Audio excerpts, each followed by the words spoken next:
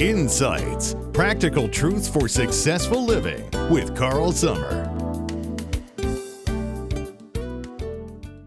In writing the book, The Lion and the Three Bulls, I wanted to show the importance of friendship, caring, and teamwork. There were three bulls that were the best of friends.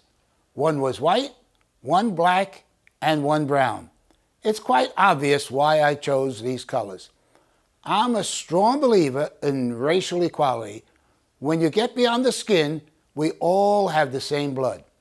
No one race is inferior or better than the other race. Notice that even though they were different colors, they were the best of friends.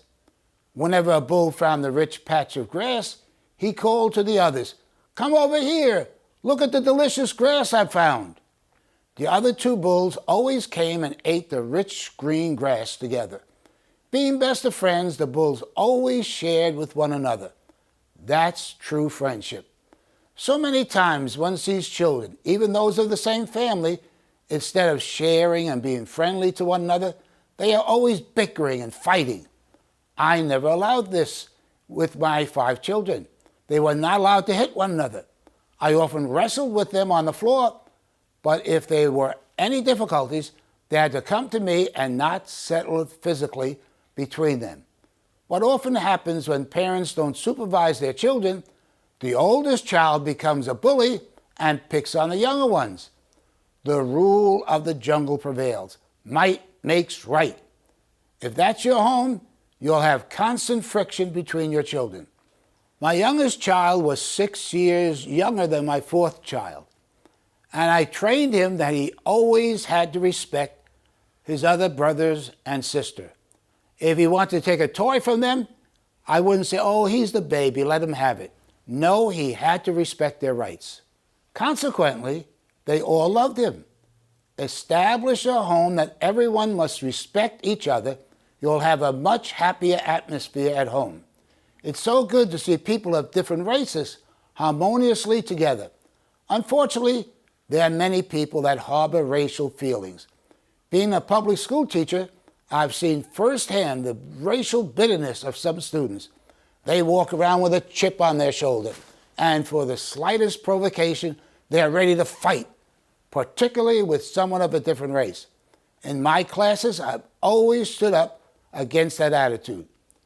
The lion longed to feast on one of these bulls, but the bulls would always band together when attacked. They knew that in unity there was strength. That's true also with families.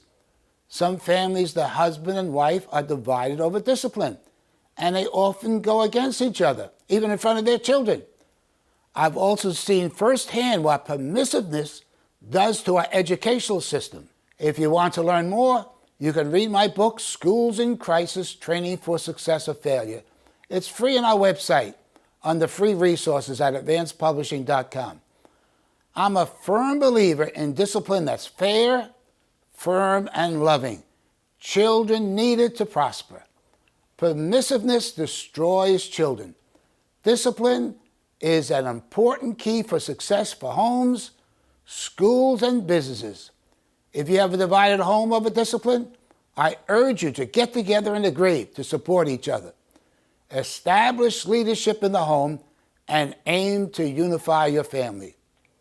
The lion went to the fox, and the fox devised a cunning plan whereby the lion could get one of the bulls. The fox simply got the bulls to hate each other by spreading lies. Evil speaking destroys relationships. If you have nothing good to say, say nothing. Here were these 3 bulls that were the best of friends, and by believing the lies of that sly fox, they began hating one another. Not only did they hate each other, they even had a bullfight. The bullfight started just from an accidental bumping. How foolish! There are people always ready to fight, always ready to argue. I've learned long ago when you're having an argument, often pride rises up. When that happens, it becomes hopeless to convince that person.